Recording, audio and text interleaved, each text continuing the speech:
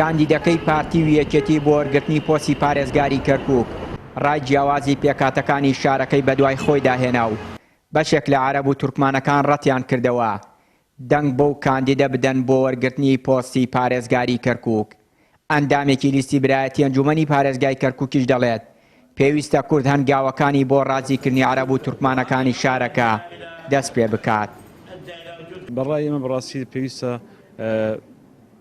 لیستی برایەتی و بە هەموو قائیمەکانیەوە لەگەڵ لیستەکانی تری ناو ئەنجومەنی پارێزگای کەرکووک بکەونە گفتوگۆ هەر لە ئەمڕۆ بکەونە گفتوگۆ بۆ ئەوەی لە نزیکەوە لێک تێگەیشتن و زەمینەیەک دروست بکرێ بەڕاستی بۆ ئەوەی کە دانانەکەی و دەنگدانەکەی و بەڕاستی دۆک دەزانن ئەنجومەنی پارێزگای کەرکووک ئێستا کۆمەڵە کێشە هەیەک لەو کێشانە سەرۆکێکی نییە و دەبێت پێش ئەوەی کە ئێمە دەنگ بدەین بۆ پارێزگاری تازە دەبێت دەنگ بدەین بۆ سەرۆکێکی ئەنجومەن و جێگرەکانی و ئەمجا بۆ پارێزگار لەبەرەوە ئەوانە هەر هەموو پرۆسانە بڕاستی پرۆسێکی ئاسانین. هاوکات ئەندامێکی تورکمانیش پەنابردن بۆ شەقام بۆ چارەسەری کێشەک سیاسیەکان بە هەڵەت دەزانێت. ئەندامێکی عەرەبیش ڕای وایە ژمارەیەک کەس لە خەڵکی کەرکووک کاندید بن بۆ وەرگرتنی ئەو پۆستە و لەناو ئەنجومەنەوە دەنگیان لەسەر بدرێت. کاکراکان زۆر غەڵەتی کرد کە تەظاهورە دەری کرد ڕسمی لە فانیلە تەبعی کردووە. ئەمە غەلەتە، ئێمە وەختی دیکتاتۆریە نین، ئێمە ئێستا دیموقراتیەیە. گەرەکتە محافظ بێ خۆت تەرشیحکە وەرە لە مەجلس.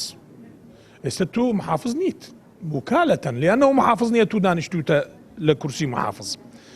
گەرەکتە محافظ ببێ تەرشیحکە وەرە لە مەجلس بڵێ من گەرەکمە محافظ. ئەگەر دەنگ وەرت گرت خۆ تو محافظی هەمومان تەبریکەیکەن. مەسئلەی نقلی مشكلة بۆ شارع ئەمە غەڵەتە اشتباهە وإلا ئێمەش ئەتوانن مزارە دەربچن تورکمانەکان.